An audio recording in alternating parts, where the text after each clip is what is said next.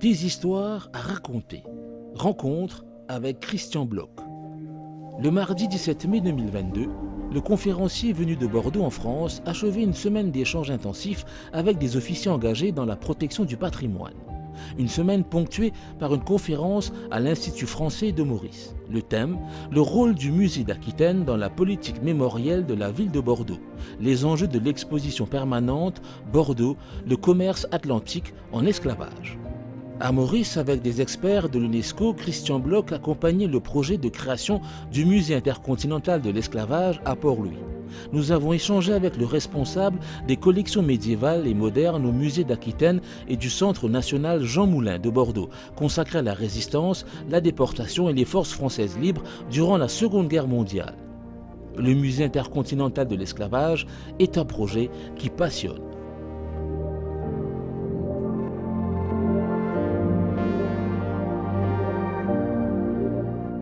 La semaine a été assez intense. Vous pourriez nous la résumer, cette semaine de travail à Maurice ? Bonjour à tous. Oui, c'est effectivement une semaine intense, avec plaisir, puisque nous sommes venus avec deux autres collègues depuis Bordeaux. Nous sommes présents depuis lundi matin et nous avons une mission avec un programme assez chargé pour étudier justement avec l'équipe de l'ISM, le musée donc intercontinental de l'esclavage, les phases justement de progression du projet à travers un partage d'expériences. Donc on travaille aussi bien sur la question des publics, sur la question des bâtiments, sur la question de la muséographie, sur la question de l'articularité, de la particularité de l'articulation des parcours donc de public de visiteurs, l'articulation également entre la mémoire et entre l'histoire et comment pouvoir traduire spatialement l'incroyable projet qui a été écrit par les historiens donc, de cette institution de manière à la rendre tangible et accessible au plus grand nombre. Et vous venez de Bordeaux. Quel est le lien entre le musée de Bordeaux et ce qui va se passer à Maurice ? Moi, je suis conservateur au musée d'Aquitaine. J'ai en charge les collections médiévales modernes. Donc tout ce qui va de l'an 1000 jusqu'à la chute de Napoléon, ce qui veut dire que je m'occupe également de la section du XVIIIe siècle qui est marquée par ce crime contre l'humanité qui est l'esclavage. Et à Maurice, il y a la volonté de ce projet du musée intercontinental de l'esclavage. Et à partir de là, effectivement, nous travaillons donc sur une matière qui est similaire et qui en plus est reliée par l'histoire. Parce qu'il faut savoir que les Bordelais qui habitent une ville qui est effectivement un port négrier donc, de France, a développé notamment la traite à travers l'Afrique orientale et en particulier en direction de l'île Maurice. Nous avons beaucoup de navires négriers, on le voit à travers des livres de bord que nous avons en Aquitaine, au musée d'Aquitaine, tout comme des livres de bord qui sont conservés également ici, de cette relation entre Bordeaux et l'île Maurice. Donc c'est très important pour nous de pouvoir avoir cet échange professionnel et de partage réciproque d'informations et de données pour pouvoir proposer à nos publics respectifs une expérience narrative, une expérience mémorielle, une expérience historique qui montre finalement que nous partageons une seule et même histoire à travers une mémoire effectivement qui se rejoint. Et ce sont des documents, je présume, qu'on pourrait peut-être voir ici à Maurice. Voilà, alors nous sommes en train de travailler sur un certain nombre de choses pour voir effectivement comment le discours qui a été mis en place par l'équipe du musée international de l'esclavage peut se traduire spatialement. Il est évident que comme il y a la volonté de créer un musée, il faut obligatoirement des collections. Des collections, il y en a à Maurice, mais elles sont effectivement très faibles, où ce sont essentiellement des sources archivistiques qui nécessitent un certain nombre de contraintes en termes de conservation pour les préserver pour l'avenir. Donc il y a plusieurs solutions, la création de multimédia, la création de facsimilés et puis également la possibilité de prêt. Nous, le musée d'Aquitaine à Bordeaux, nous serons prêts par rapport aux besoins qui sont en train d'être définis à prêter effectivement des collections à travers des dépôts pour justement venir enrichir ce musée et lui permettre de pouvoir construire son discours. On a la volonté aussi également de faire peut-être je dis peut-être parce que les choses sont en train de se faire, mais de faire donc peut-être et vraisemblablement des présentations qui seront similaires dans un musée et dans l'autre, pour que finalement nos publics respectifs puissent comprendre qu'ils sont les témoins aujourd'hui d'une seule et même histoire. Par exemple, un des navires qui est symbolique pour Maurice, le navire le Ruby, qui est arrivé en 1722 et qui aurait amené donc les premiers esclaves ici sur l'île, provenait de Bordeaux. Et donc la volonté, l'échange que nous avons aujourd'hui, le projet serait de faire une maquette de ce navire qui serait présenté à l'ISM et qui serait présenté de la même manière à Bordeaux. Et vous voyez de ce fait que l'on aurait ainsi la possibilité pour nos publics respectifs d'expliquer donc justement la déportation des captifs vendus en esclavage à l'île Maurice à partir de ce bateau qui est parti effectivement depuis Bordeaux. Et donc il y a comme ça un lien qui peut s'articuler, s'organiser. Les livres de bord, pourquoi ne pas effectivement parler, avoir une présentation qui puisse être effectivement similaire entre ces livres de bord, de ces navires qui partent de Bordeaux et dont la destination était effectivement l'océan Indien et l'île Maurice. Donc on a ce genre de réflexion qui montre que c'est vraiment une réflexion et un travail qui se fait dans les deux sens. Vos fonds vont donc nourrir un peu ce qui nous manque ici. Vous avez pu évaluer quand même nos fonds à nous. Vous en pensez quoi ? Alors il y a des fonds d'archives qui sont vraiment remarquables. Il y a après, comme tout ce qui se trouve effectivement sur la question des fonds qui concernent directement les populations qui ont été mises en esclavage, qui là sont toujours très lacunaires. Et c'est évidemment le cas ici. Et je ne vous dis pas évidemment pour nous, quand c'est en métropole, la difficulté que nous avons sur ces questions-là pour parler des réalités de l'esclavage. Parce que c'est souvent effectivement dans tous ces systèmes d'oppression et de prédation, le dominant et le dominateur qui a laissé effectivement les traces matérielles de sa domination. Donc il y a toujours ce déséquilibre des sources qui apparaît. En revanche, il y a des fouilles archéologiques qui sont en train d'être menées ou qui vont être menées. Il y a déjà des petites découvertes qui ont été faites dans tel ou tel ensemble du bâtiment qui est en train d'être rénové, qui est un objet finalement historique et artistique en tant que tel et qui a servi en quelque sorte par l'identification qui en a été faite à soigner les corps lorsque c'était un hôpital militaire et aujourd'hui avec la création de ce musée à soigner par le biais de la mémoire les âmes dans un souci de résilience à travers une blessure, un traumatisme qui traverse effectivement les océans.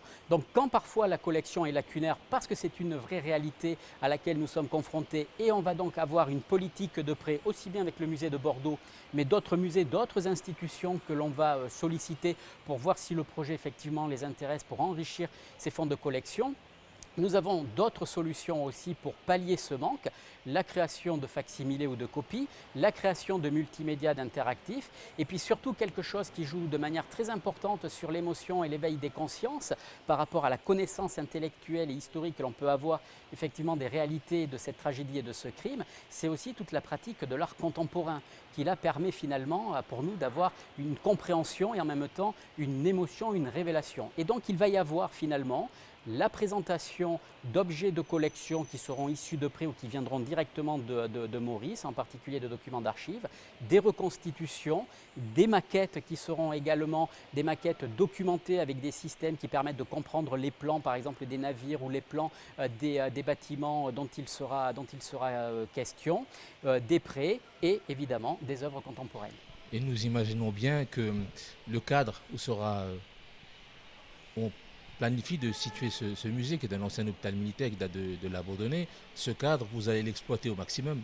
Autant que possible, et c'est la volonté effectivement de l'équipe de l'ISM. C'est-à-dire que pour l'instant, il y a une aile qui a été rénovée et le but de la mission que nous avons menée cette semaine, c'était de voir effectivement comment on pouvait, à travers leur scénario d'exposition, le traduire spatialement, muséographiquement, de manière à préparer le travail d'un futur scénographe qui lui aura à dessiner les lignes, les meubles, tout cet ensemble de choses. Nous, c'est un cahier des charges que l'on a défini de déambulation, de discours, de parcours de visiteurs. Et le but est effectivement d'exploiter au maximum donc ce bâtiment qui est une immense potentialité à travers l'histoire de ce bâtiment, à travers la mission que l'ISM s'est fixée et puis à partir de là, la présentation d'un point de vue historique et mémoriel des réalités de l'esclavage ici vécu à Maurice, mais aussi la question effectivement des héritages, tout en prenant en compte des espaces qui seront ouverts au public, des espaces qui seront dévolus effectivement aux scolaires ou tout un ensemble également finalement qui sera permis pour la recherche, puisque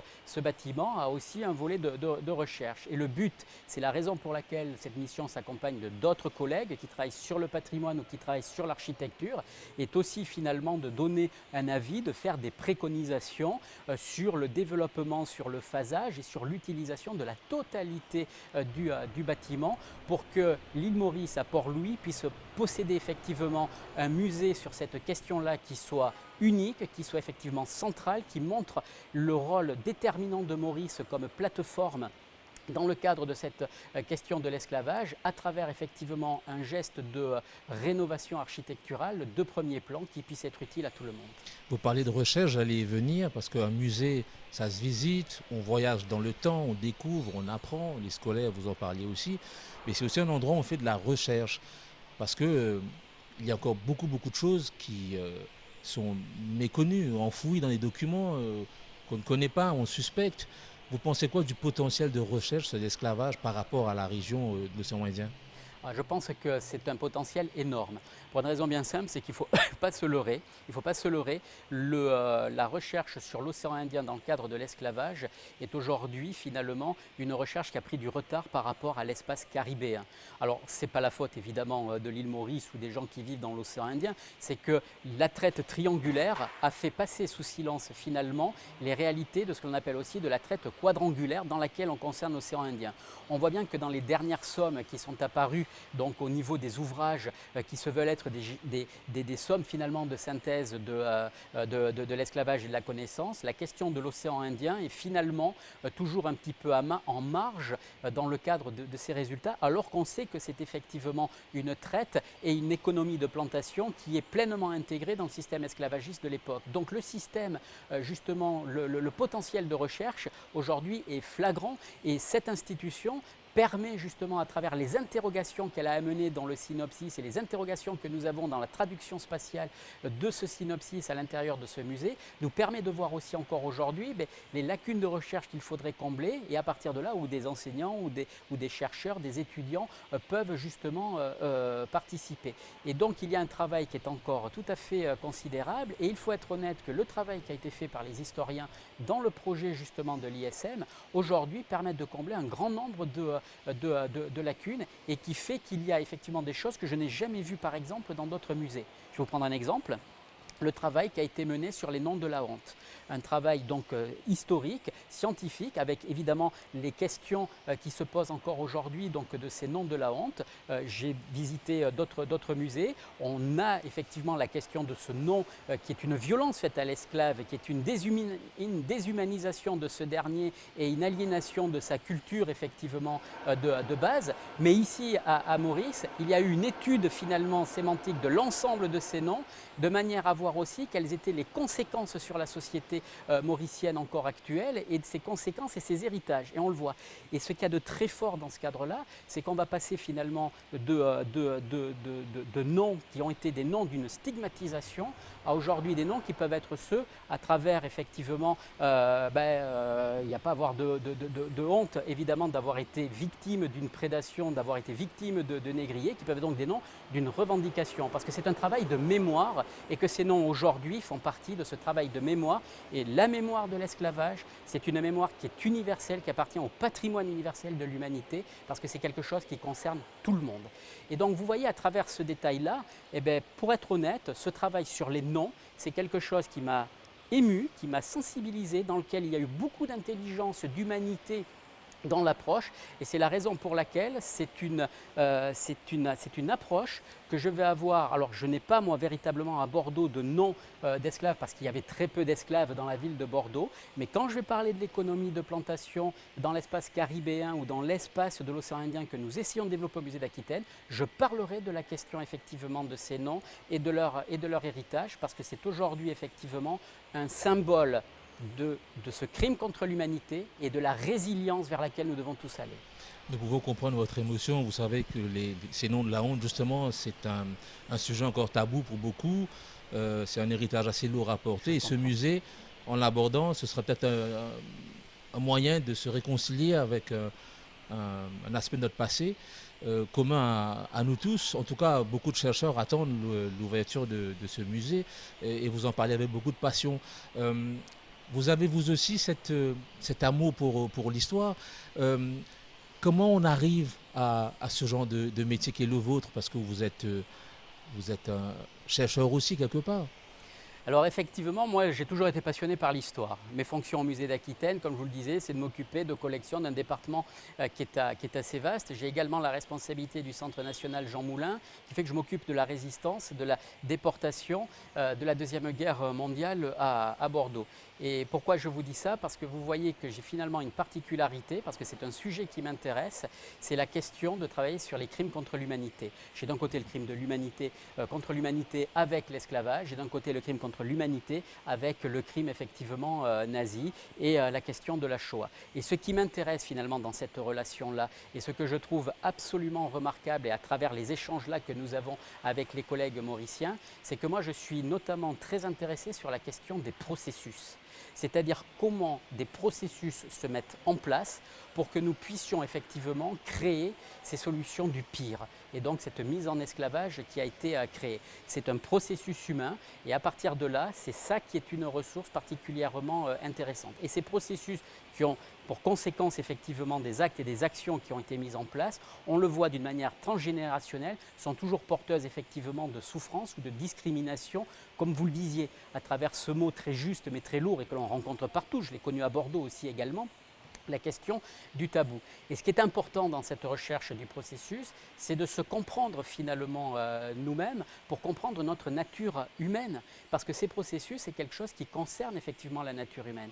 Et à partir de là, eh bien, nous avons tous évidemment la même nature, parce que le concept de race est une abomination évidemment en tant que tel. Et donc il y a ce phénomène de prédation. Et par rapport au monde que nous voulons faire, eh bien, il faut bien avoir idée effectivement de ces processus, parce qu'entre l'histoire et la mémoire qui vont de pair, il faut bien se rendre compte que quand on travaille sur ces choses, la mémoire et l'histoire sont une révérence au passé, mais sont aussi une référence au présent. Et donc c'est sur ça que nous devons effectivement jouer, et c'est ça qui me passionne. C'est-à-dire que c'est cette interrogation, et c'est comment essayer de franchir le cap de ces plaies pour essayer de créer par cette matière qui est mon métier, qui est celle du métier de mes collègues, à travers un outil de médiation qui est celui du musée, de comprendre que nous avons tous une histoire commune, une mémoire partagée, et que cette dernière fait partie d'un joyau commun qui doit nous amener vers cette résilience. Le terme de résilience est véritablement au cœur du projet de l'ISM, comme il est au cœur du musée d'Aquitaine. Et donc effectivement sur ces questions-là, ce sont des sites de conscience, et c'est ça qui est intéressant parce que c'est quelque chose qui nous interpelle, parce que nous sommes finalement la matière même de notre recherche. Et les musées consistent en fait en des clés pour mieux nous comprendre quelque part. Évidemment. Ce sont des clés avec leurs propres limites, leurs propres lacunes, comme nous parlions par exemple les collections, mais ce sont des éléments de médiation dans lesquels on voit toute cette interaction humaine qui permettent de comprendre les autres et aussi de se comprendre soi-même, à travers soit effectivement la délectation d'œuvres d'art, d'œuvres qui peuvent être remarquables, soit à travers effectivement l'interrogation sur des témoignages qui nous interpellent finalement dans notre dignité, dans notre humanité. Et c'est pour ça que les musées sont très importants et que j'invite chacun et chacune à aller effectivement les visiter, parce que ce sont des lieux de savoir, des lieux de connaissance, mais aussi des lieux d'émotion et de découverte. Alors vous qui travaillez dans un musée et qui contribuez à élaborer, à en monter d'autres, on va dire, il y en a un peut-être que vous avez visité qui vous a le plus impressionné ou surpris? Alors, c'est vrai que j'ai vu effectivement beaucoup de musées. Vous allez croire que c'est de circonstance, mais je dois reconnaître que le projet du musée intercontinental de l'esclavage, je le trouve très courageux, très fort, parce qu'il y a un sujet très fort où toute la résilience a été comprise avec un enjeu de société et de soins que l'on souhaite effectivement apporter à cette société en dépassant les tabous, en ayant en même temps des difficultés incroyables avec l'absence des collections construction ou un bâtiment patrimonial qui se trouve dans une situation difficile. Et donc je trouve que ce courage-là est effectivement important.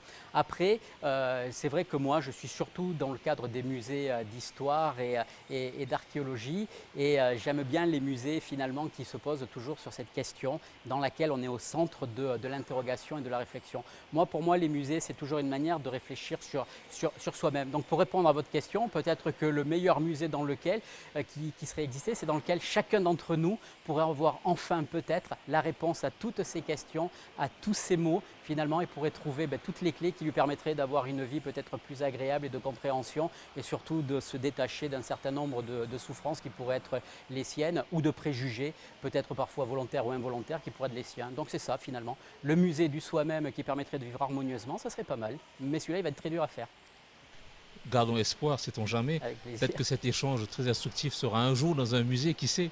J'espère. Écoutez, en tout cas, moi je tiens vraiment à dire toute ma satisfaction et puis l'honneur que j'ai eu d'avoir été invité dans le cadre de cette mission, et je suis vraiment enthousiaste à ce que j'ai découvert, à ce que j'ai vu, à ce projet. Je souhaite longue vie et très bonne réussite à ce projet, avec une équipe vraiment motivée et qui a soin de bien faire et de faire. Elle n'évitera vraisemblablement pas les critiques, elle n'évitera peut-être pas les polémiques. Nous en avons eu plein à Bordeaux, mais ce qui est certain, c'est que l'objectif qui est recherché est vraiment un objectif d'humanisme qui répond pleinement à ce que nous nous efforçons de faire aussi dans le cadre de nos institutions. En tout cas, merci pour votre temps, votre contribution et votre éclairage. Avec grand plaisir. Merci pour votre invitation.